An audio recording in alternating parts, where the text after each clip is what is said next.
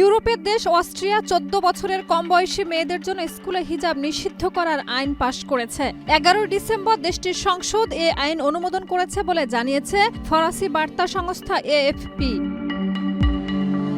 নতুন আইনে বলা হয়েছে দেশের সব শিক্ষা প্রতিষ্ঠানে 14 বছরের নিচের মেয়ে শিক্ষার্থীরা ধর্মীয় ঐতিহ্য অনুযায়ী মাথা ঢেকে রাখার হিজাব পরতে পারবে না। সানবিট সব দিবে সামাল। সানবিট ম্যাজিক প্রেস ডিশওয়াশিং এর মাথা ঘোরানো সলিউশন।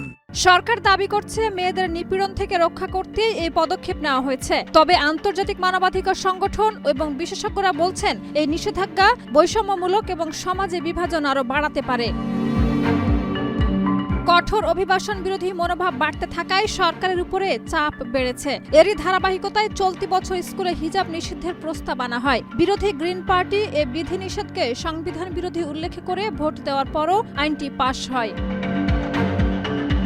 এর আগে 2019 সালে প্রাথমিক বিদ্যালয়ে হিজাব নিষিদ্ধ করেছিল সরকার। তবে দেশটির সাংবিধানিক আদালত সেই সিদ্ধান্তকে অসাংবিধানিক ও বৈষম্যমূলক আখ্যা দিয়ে বাতিল করে। সরকার এবার জোর দিয়ে বলছে নতুন আইনটি সাংবিধানিক এবং পূর্বের সিদ্ধান্ত থেকে ভিন্ন।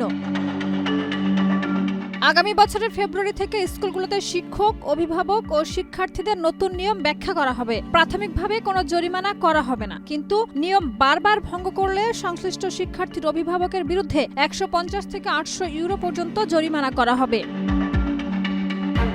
সরকার বলছে নতুন আইনটি দেশের প্রায় 12,000 মেয়ে শিক্ষার্থীকে মানতে হবে। 2019 সালের এক গবেষণায় দেখা গেছে সেই সময় 14 বছরের কম বয়সী প্রায় 3,000 মেয়ে শিক্ষার্থী হিজাব পরত। শাহিদা রুবি, মাই টিভি।